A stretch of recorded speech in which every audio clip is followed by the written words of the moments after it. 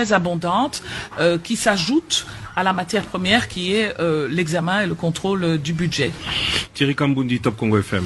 Madame, avant de revenir sur le terrain politique, puisque vous voulez qu'on parle plutôt budget 2021, moi j'aimerais avoir quelques précisions simplement.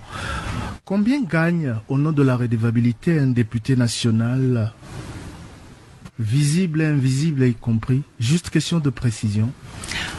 Un député national gagne le salaire qui lui est prévu par le budget 2020. Oui, c'est combien? Voilà. Et donc, on a le droit de savoir. Je ne sais pas si je voudrais donner le salaire du député de façon détaillée, mais en tout cas, le député national gagne certainement bien moins que certains hauts fonctionnaires de la République. Madame, j'ai l'impression que vous n'avez pas envie d'en dire plus sur tous les sujets. Un député national, c'est un élu du peuple. Tout à fait. Le budget nous concerne, vous l'avez répété plus d'une fois. Tout à fait. Nous ne sommes pas en droit de savoir aujourd'hui, puisque nous avons affaire à la numéro 1. Combien gagne un député national? Non, je crois pas que c'est un secret. Je crois que vous avez suivi des débats sur les salaires des députés. Je crois qu'il y a eu un débat où on nous a dit, c'est scandaleux, les députés ou la présidente de l'Assemblée nationale a demandé $2000 de plus pour les salaires des députés. Alors je crois que je suis d'accord avec vous qu'il faut peut-être donner quelques explications pédagogiques. D'abord, il y a 500 députés à l'Assemblée nationale, plus 1500 administratifs. Donc en réalité, en termes de personnel qu'on gère à l'Assemblée nationale, c'est 2000 personnes, dont seulement 500 députés. Alors, les députés, comme tout le monde, ont leur traitement qui est fixé dans le budget. C'est combien? Alors, j'y arrive. Juste un chiffre? Non, j'y arrive. Okay. En 2020, il avait été prévu que le salaire ou le traitement des députés soit revu ou adapté à la hausse. Ça n'a pas été le cas. Et vous avez raison quand vous dites que le député a un salaire, vous avez dit salaire plus invisible, mais en réalité tout ça ce sont des rubriques qui mises ensemble forment sa rémunération.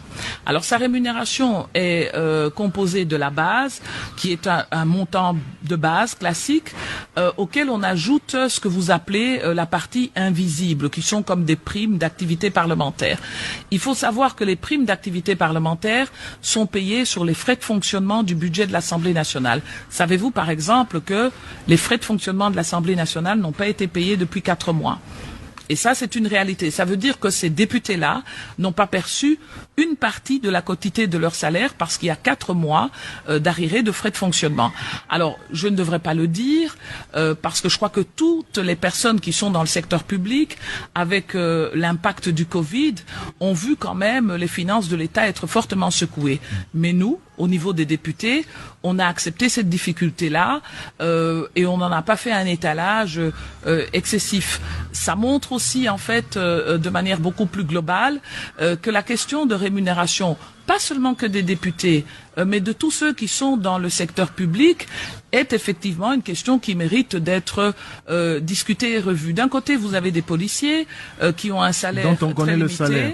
Policiers et autres fonctionnaires, on connaît le salaire. Dont on connaît le salaire, mais de l'autre, vous parlez beaucoup des députés, mais on parle un peu moins de ceux qui sont dans l'espace public de l'exécutif. J'ai juste posé une question, et qui gagnent madame. Beaucoup plus que les députés. J'ai juste posé une question.